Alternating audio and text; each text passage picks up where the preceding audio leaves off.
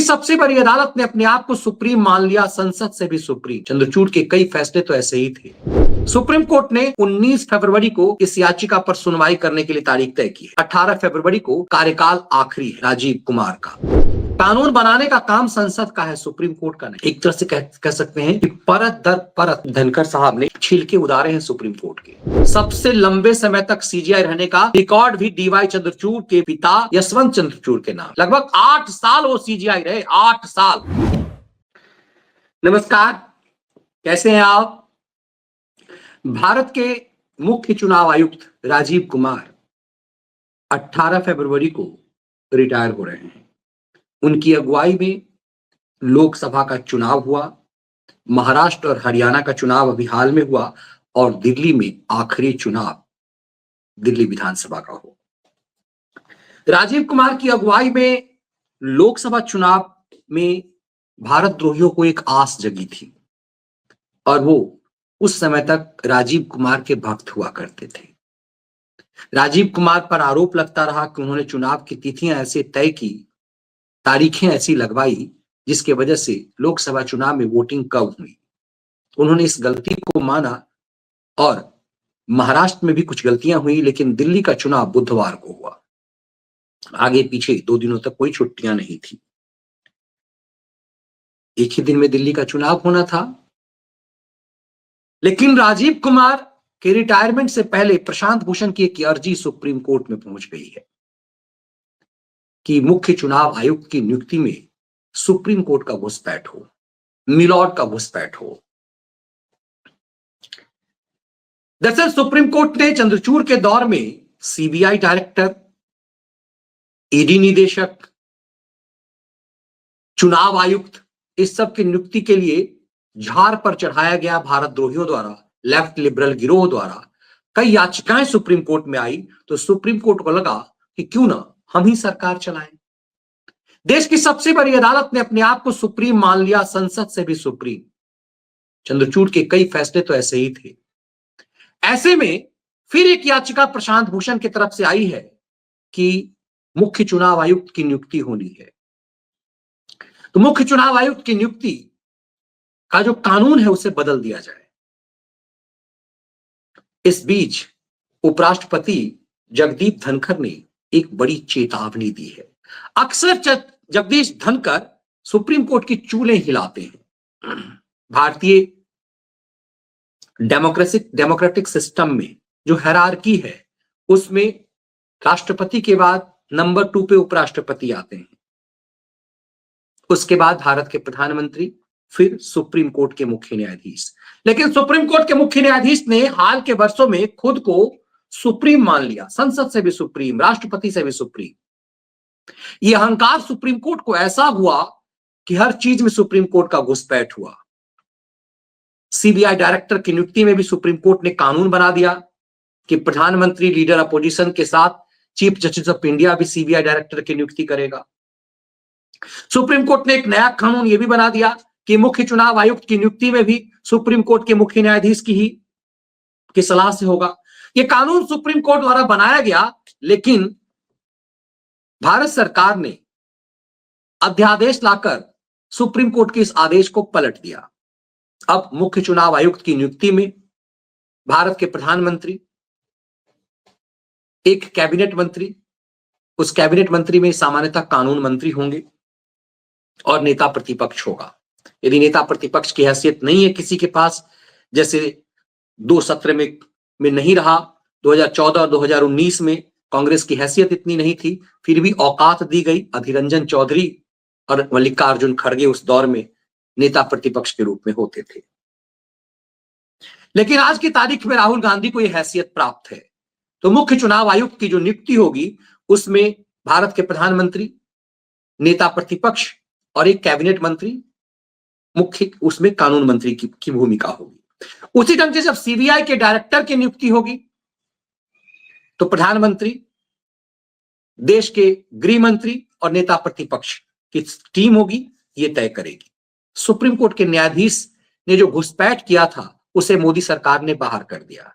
तो क्या अब जस्टिस खन्ना को फिर से प्रशांत भूषण, कपिल सिब्बल, इस तरह के वकील झाड़ पर चढ़ाएंगे? कि आप सिस्टम पर कब्जा कर लीजिए, आप फुटबॉल किक बना करके इस देश के डेमोक्रेटिक सिस्टम को उड़ा दीजिए। सुप्रीम कोर्ट ने 19 फरवरी को इस याचिका पर सुनवाई करने के लिए तारीख तय की है। 18 फरवरी को कार्यकाल आखिरी है राजीव कुमार का, और इस बीच भारत के प्रधानमंत्री नरेंद्र मोदी वापस आ गए हैं अमेरिका से। दो अहम फैसले होने हैं, दिल्ली के मुख्यमंत्री का चुनाव और मुख्य चुनाव आयुक्त पर फैसला। तो क्या सुप्रीम कोर्ट घुसपैठ करेगा? क्या सुप्रीम कोर्ट देश की सरकार की कानून की गिरेबान पे हाथ रखेगा? इस बीच जगदीप धनखड़ का बयान, चेतावनी महत्वपूर्ण है। धनखड़ संसद में बैठ करके भी कई बार सुप्रीम कोर्ट को चेतावनी दे चुके हुए हैं, उसे अपनी लक्ष्मण रेखा में रहने के लिए। तो क्या धनखड़ का ने अकस्मात ये जो कुछ भी कहा है वो सुप्रीम कोर्ट को सुनाई दे रहा होगा? सुप्रीम कोर्ट क्या इस पूरे मामले को गंभीरता से लेगा या फिर झाड़पट कुछ ऐसा फैसला कर जाएगा जो जलालत होगी? जरा सुनिए जगदीप धनखड़ ने कहा। How can in a country like ours or in any democracy, by statutory prescription, Chief Justice of India participates in the selection of the CBI director? Can there be any legal rationale for it? I can appreciate that the statutory prescription took shape because executive of the day yielded to a judicial body. The time has come to revisit. This surely does not merge with democracy. How can we involve Chief Justice of India with any executive body? Jagdeep Dhankhar का ये stand बहुत महत्वपूर्ण है, और तब मुझे कई बार बार लगता है कि एक कानूनविद, एक इतने काबिल व्यक्ति को भारत के उपराष्ट्रपति की कुर्सी पर क्यों बैठाया गया? भारत के उपराष्ट्रपति हैं, ये सुप्रीम कोर्ट हायरार्की में सुप्रीम कोर्ट के मुख्य न्यायाधीश से इनका पद बड़ा होता है, और उन्होंने कहा कि हाउ डेयर, सुप्रीम कोर्ट का चीफ जस्टिस कैसे घुसपैठ कर सकता है भारत के डेमोक्रेटिक सिस्टम में, भारत की कार्यपालिका में कैसे घुसपैठ कर सकता है? जनता के प्रति जिम्मेदार संसद है, जनता के प्रति जिम्मेदार ये देश की सरकार है। सुप्रीम कोर्ट जनता के प्रति जिम्मेदार नहीं है, तो हर चीज में सुप्रीम कोर्ट कैसे घुसपैठ कर सकता है? दरअसल ऐसा पहली बार नहीं है कि जगदीप धनखड़ ने इस तरह की बातें कही है। धनखड़ यही नहीं रुके हैं, धनखड़ ने डेमोक्रेसी भी सिखाई है। धनखड़ ने सिखाया है कि जुडिशियल पार्लियामेंट कैसे सुप्रीम है, और वो लॉ बनाने वाला है। कानून बनाने की जिम्मेदारी पार्लियामेंट की है, और पार्लियामेंट से ऊपर जब खुद को सुप्रीम कोर्ट समझने लगता है, हाल के दिनों में ऐसा हुआ कि कई बार सुप्रीम कोर्ट ने खुद को कानून से ऊपर समझ लिया। इसीलिए पार्लियामेंट के अंदर देश के प्रधानमंत्री को एक कहना पड़ा था कि आप तो जानते हैं कि इस देश की सुप्रीम अदालतों में क्या कुछ चल रहा है। तो क्या यूं ही भारत के उपराष्ट्रपति ने संसद सुप्रीम है इसे समझाने की कोशिश की है? इसकी वजह क्या हो सकती है? क्यों ये जगदीप धनखड़ को कहना पड़ा है? The judicial review has to be on the anvil that the legislation is in conformity with the Constitution. But when it comes to making an amendment in the Indian Constitution, the ultimate repository, the ultimate power, the ultimate authority, and the last authority is only the Indian Parliament. There can be no intervention from any quarter whatsoever, on any pretext whatsoever, because will of the people is reflected in a representative manner on the most sanctified platform through elections. Sir, the world and the nation face existential challenges today. Our institutions cannot afford to be standalone. Our institutions cannot believe as being a repository of an authority dictating others how to conduct their affairs. Neither legislature can do it, nor any other institution. Climate change means a global existential challenge. Within our country, we have challenges of illegal migrants, demographic dislocations. These are not small issues. Conversion through allurements. These issues must engage our attention. We have to find solution to the problems and utilize these menacing forces that are sinister design are activating perniciously. Jagdeep Dhankhar ने बड़ी ही गंभीरता के साथ, बड़ी मजबूती से बात रखिए कि देश की संसद की ताकत क्या है, देश की संसद की भूमिका क्या है। कानून बनाने का काम संसद का है, सुप्रीम कोर्ट का नहीं। एक तरह से कह सकते हैं कि परत दर परत धनखड़ साहब ने छिलके उतारे हैं सुप्रीम कोर्ट के। हाल के दिनों में जिस तरह से सुप्रीम कोर्ट ने अपने आप को सुप्रीम मान लिया है, संसद द्वारा पास कानूनों को जूतों के तले रौंद देने का खेल जो हुआ है। दरअसल जस्टिस चंद्रचूड़ के दौर में यह खेल खूब हुआ लेफ्ट लिबरल गिरोह के दबाव में। आज चंद्रचूड़ उन्हीं से अपमानित हो रहे हैं जिनको खुश करने के लिए डीवाई चंद्रचूड़ ने 2 साल अपनी पूरी ऊर्जा लगा दी। मोदी सरकार के द्वारा पास हर कानून को समीक्षा किया गया, 370 हो, सीए हो, किसान बिल हो, तमाम मामले हैं। दिल्ली सरकार द्वारा ट्रांसफर पोस्टिंग का मामला हो, सीबीआई डायरेक्टर की नियुक्ति का मामला हो, चीफ इलेक्शन कमीशन की नियुक्ति का मामला हो, हर मामले में ऐसा लगा कि सुप्रीम कोर्ट ने यह प्लान कर लिया कि इस देश को ही चलाएगा। सुप्रीम कोर्ट ने ऐसा तय कर लिया कि जैसे वो डिक्टेटर हो गया इस देश का। इस देश का डिक्टेटर बनने की एक तरह से जिम्मेदारी सुप्रीम कोर्ट ने ले ली। सुप्रीम कोर्ट का मुख्य न्यायाधीश कैसे तय करेगा कि सीबीआई का डायरेक्टर कौन होगा, मुख्य चुनाव आयुक्त कौन होगा? इसीलिए जगदीप धनखड़ ने संसद के अंदर बतौर राज्यसभा के सभापति के रूप में उन्होंने कहा कि आप जज हैं माय लॉर्ड, आप जुडिशियरी, आपका काम जजमेंट देना है, आप जो है कानून की बारीकियों को समझिए, जजमेंट दीजिए, लोगों को न्याय दीजिए। जगदीप धनखड़ ने कॉलेजियम सिस्टम पर भी सवाल उठाया था। धनखड़ ने कहा था कि आपका यदि पूरा समय कॉलेजियम बनाने में लग जाएगा, जजों की नियुक्ति में लग जाएगा, देश भर के हाईकोर्ट का जज कौन होगा, सुप्रीम कोर्ट का जज कौन होगा, यदि आप इसी सब चीजों में लग जाएंगे तो फिर इंसाफ कैसे हो पाएगा? जगदीप धनखड़ ने संसद में बैठ करके सुप्रीम कोर्ट के मिलॉर्डों को, कॉलेजियम में बैठे हुए जजों के लिए कहा था कि इतने सारे 80-80 हजार केसेस पेंडिंग है सुप्रीम कोर्ट में, 80,000 से ज्यादा केस यदि सुप्रीम कोर्ट में पेंडिंग है और उसके बावजूद उस पेंडिंग केस को निपटाने के बदले यदि आप इसमें ऊर्जा लगाने लगेंगे कि भाई हाईकोर्ट का जज कौन होगा, सुप्रीम कोर्ट का जज कौन होगा, आपको पता नहीं उसका क्रिमिनल बैकग्राउंड क्या है, आपको पता नहीं उसकी विचारधाराएं क्या है, उसका रिकॉर्ड क्या है, वो बतौर वकील क्या खेल खेलता रहा, लेकिन आप सीधे आते हैं भाई भतीजावाद के तहत जजमेंट कर देते हैं। ये बात सुप्रीम कोर्ट पर आरोप लगता रहा है। अभी हाल ही में देखिए, कल मैंने विश्लेषण किया था, उसे सुनिएगा जरूर। Chief justice of India Sanjeev Khanna की कोर्ट में अभी 2 महीने पहले रिटायर किए जस्टिस सीजीआई चंद्रचूड़ के पुत्र अभिनव चंद्रचूड़ एक याचिका लेकर पहुंच गए। अभिनव चंद्रचूड़ मुंबई बॉम्बे हाईकोर्ट के वकील हुआ करते थे। जब तक पिताजी सुप्रीम कोर्ट में थे, अभिनव ने सुप्रीम कोर्ट में वकालत नहीं की, रूल भी नहीं है, ऐसे वकालत नहीं कर सकते। पिता के रिटायर होते ही उनके पिता के एहसान से सुप्रीम कोर्ट के जज बने। जजों के सामने में अब चंद्रचूड़ के पुत्र यदि अभिनव चंद्रचूड़ दलील रखेंगे तो इसका इंपैक्ट होगा ही। सुप्रीम कोर्ट में आधे से ज्यादा जज अभी जो हैं वो चंद्रचूड़ के द्वारा नियुक्त किए गए, क्योंकि चंद्रचूड़ 2 साल तो सीजीआई रहे, 3 साल लगभग कॉलेजियम सिस्टम में रहे, वो 2.5-3 साल, तो लगभग 5 साल से ज्यादा समय तक तो कॉलेजियम में रह चुके हुए हैं।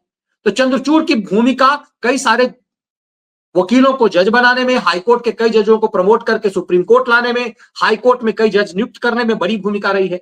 ऐसे में चंद्रचूड़ का बेटा यदि उन जजों के पीठ के सामने में जीरा करेगा तो फायदा तो होगा ही।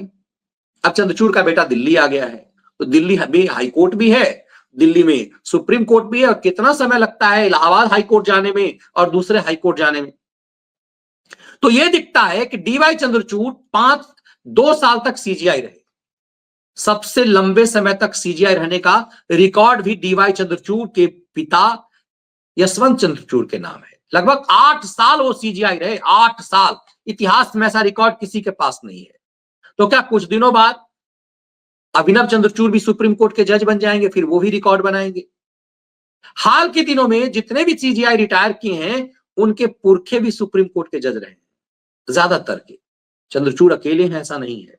तो सुप्रीम कोर्ट जुडिशियरी में जितना भाई भतीजावाद है उतना कहीं नहीं है।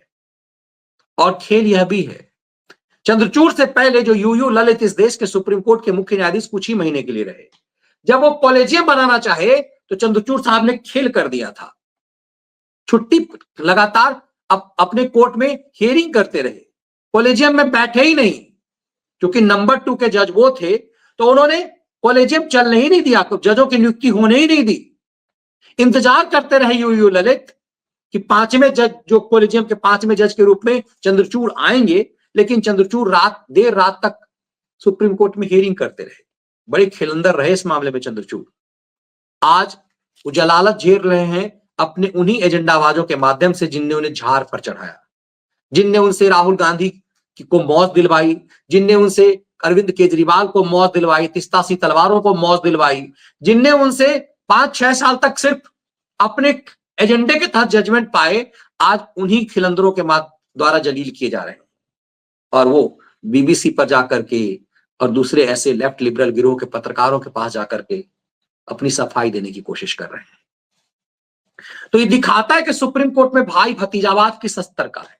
जगदीप धनखड़ ने इस पर भी सवाल उठाया था कि कॉलेजियम सिस्टम भी खत्म किया जाए। तो क्या अब प्रशांत भूषण की जो याचिका है कि मुख्य चुनाव आयुक्त की नियुक्ति में भी सुप्रीम कोर्ट के जज की भूमिका हो, तो सरकार के अध्यादेश को क्या सुप्रीम कोर्ट बदल देगा? क्या जस्टिस खन्ना फिर जस्टिस चंद्रचूड़ की तरह उसके शिकार हो जाएंगे? या फिर जो तेवर जस्टिस खन्ना के सामने में, सुप्रीम कोर्ट के सामने में भारत के उपराष्ट्रपति जगदीप धनखड़ ने दिखाई है, वो संकेत है कि आने वाले दिनों में सुप्रीम कोर्ट के पर और कतरे जाएंगे? क्या ये चेतावनी है कि कॉलेजियम सिस्टम से जो आम आदमी का भरोसा खत्म हुआ है वो खत्म होगा? सुप्रीम कोर्ट को जब मौका मिला है, झपट करके संसद का अधिकार अपने कब्जे में ले लिया। सीबीआई की नियुक्ति का मामला हो, सुप्रीम कोर्ट ने उसमें खुद को घुसपैठ कर दिया कि सीजीआई होगा उसमें। चीफ इलेक्शन कमीशन की नियुक्ति का मामला हो, सीबीसी की नियुक्ति का मामला हो, हर मामले में सुप्रीम कोर्ट घुसपैठ करना चाहता है। धनखड़ ने साफ किया है, इस देश के प्रति आपकी जिम्मेदारी नहीं है, इस देश के प्रति जनता के चुने हुए प्रतिनिधि की जिम्मेदारी है, भारत के सांसदों की जिम्मेदारी है, इंडियन पार्लियामेंट की जिम्मेदारी है, और पार्लियामेंट ही सुप्रीम है। इसीलिए कानून बनाने की जिम्मेदारी पार्लियामेंट को है। आप घुसपैठ ना कीजिए। और ये चेतावनी बड़ी भाषा में भारत को उपराष्ट्रपति ने कहा है, कोई सिंपल कोई मिनिस्टर ने नहीं कहा। सुप्रीम कोर्ट को जब कोई मंत्री ऐसा कह देता है तो सुप्रीम कोर्ट का अहंकार जग जाता है। मतलब मोदी कैबिनेट का कोई मंत्री यदि ऐसा कह दे, एक बार तब के कानून मंत्री किरण रिजिजू ने कुछ कह दिया था तो सुप्रीम कोर्ट बाछू उछलने लगा था कि मोदी के मंत्री ने ऐसा क्यों कहा। अटॉर्नी जनरल से कहा कि अपने मंत्री से कहो जाकर के वो संयम में रहे। तो ऐसा संयम में रहने के लिए उनसे हायरार्की में ऊपर, यदि वो मोदी सरकार के दूसरे मंत्रियों से हायरार्की में ऊपर है सुप्रीम कोर्ट के चीफ जस्टिस, तो उपराष्ट्रपति उनसे हायरार्की में ऊपर है। इसीलिए उन्हें भी भारत के उपराष्ट्रपति की बात सुननी चाहिए। सिर्फ मैं हूं, मैं ही बड़ा हूं, ये नहीं चलता। मुझे लगता है कि बहुत इंटरेस्टिंग मामला है। भारत के मुख्य न्यायाधीश ने के सामने में ऐसी बात रख करके उपराष्ट्रपति ने एक बड़ा मैसेज दिया है कि कोर्ट फिक्सरों के एजेंडे का शिकार मत होइए, भारत के कानून को जूतों के तले मत रौंदिए, सुप्रीम कोर्ट सुपरमेसी ना पाले, सुप्रीम कोर्ट भारत की संसद से ऊपर खुद को ना समझे। ये बात चीफ जस्टिस तक जरूर पहुंची होगी, देश के सुप्रीम कोर्ट तक जरूर पहुंची होगी, जो बात धनखड़ कहना चाह रहे थे। तब आपको समझ में आएगा कि धनखड़ के चयन